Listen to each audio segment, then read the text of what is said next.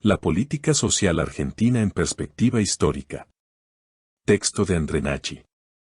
Parte 1. En las sociedades hay funciones permanentes y procesos de cambio en su estructura. En el occidente capitalista, las tres regiones de la política social moderna muestran tres grandes periodos históricos. Durante el primero, denominado Estado capitalista clásico y que se desarrolló entre los años 1880 a 1943, la política social se ordena alrededor de la expansión del mercado de trabajo capitalista y de homogeneización sociocultural del Estado-nación.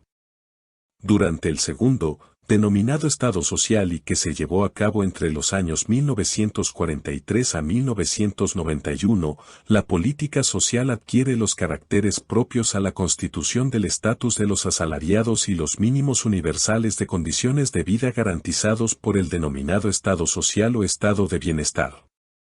Durante el tercero, Estado capitalista neoclásico desde el año 1991 y aún en desarrollo, la política social gestiona la flexibilización y precarización del empleo, la transformación de los seguros sociales, y la expansión de los dispositivos de detección de los conflictos provenientes de los grupos de riesgo. Vamos a desarrollar cada uno de estos periodos.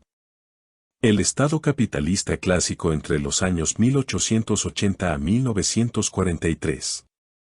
En la Argentina, la condición de cambio del trabajo forzoso al trabajo libre vino de la mano de la inmigración transatlántica masiva, en general de Europa.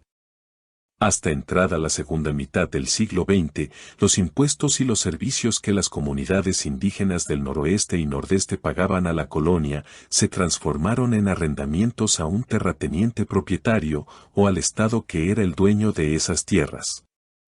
La mano de obra necesaria para las nuevas explotaciones, indígena o mestiza, se obtenía y se retenía con un sistema de trabajo llamado conchavo. La expansión de las relaciones económicas capitalistas y la inmigración transatlántica masiva, a partir de la década de 1860, contribuyeron a transformar la división social del trabajo hacia formas de trabajo libre en las economías urbanas de manufacturas y servicios. Esta generalización de relaciones salariales produjo el surgimiento de conflictos entre capital y trabajo e intervenciones estatales predominantemente represivas.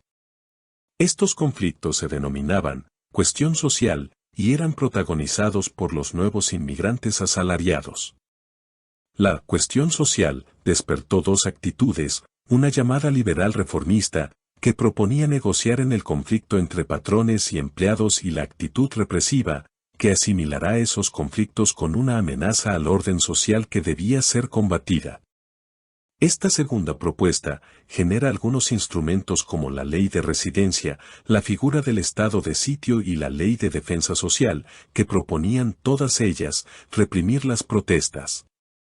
Como respuesta, los inmigrantes modificaron el trabajo urbano creando formas asociativas de protección social que eran una especie de agrupaciones o mutuales sindicales, como las existentes en la actualidad, para la autoprotección de los trabajadores, que buscaban defender, por ejemplo, el ingreso de los asalariados frente a algunos riesgos como la enfermedad, la vejez y la muerte. A principios de siglo, solo los trabajadores de la administración pública central como militares, maestros y administrativos poseían sistemas de jubilaciones y pensiones que habían comenzado a establecerse en 1877. Aunque las asociaciones de obreros asalariados diseñaron sistemas de protección parecidos, las iniciativas del Estado para darles extensión y sistematicidad encontraron una importante oposición gremial ya que los sindicatos no los consideraban justos. La política de servicios universales como educación pública básica y el higienismo relacionado a la sanidad y la salud pública en la Argentina aparece también vinculada al descubrimiento de la importancia estratégica de la población y sus condiciones de vida, sobre todo a partir que las élites o clases acomodadas necesitaban brazos capaces de producir trabajo y riqueza. En las últimas décadas del siglo XIX esta preocupación incorpora problemas relacionados a las consecuencias de la inmigración masiva, las condiciones de vida en una ciudad sobrepoblada, la nacionalización cultural de los recién llegados. Durante los primeros años de la década de 1880 aparecen las iniciativas, las leyes y las inversiones del Estado en la creación de un sistema de educación básica de carácter nacional, laico y obligatorio hasta los 14 años de edad. La expansión de la escolarización primaria fue indudable, pasando de un 20% de la población en edad escolar, según el censo de 1869, a casi el 50% según el censo de 1914.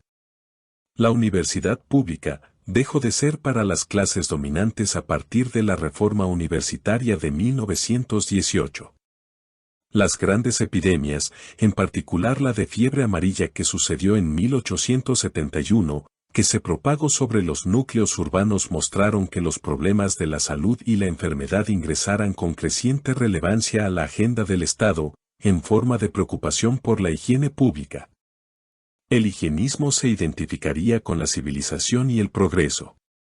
La laicización de los establecimientos asistenciales es paralela a los comienzos de la profesionalización de la medicina y de la creación del Departamento Nacional de Higiene. A pesar de estos avances, en los años 30, la salud continuaba siendo un asunto en parte privado, en parte asociativo, en parte filantrópico y humanitario, más ligado a la caridad que a las políticas de Estado.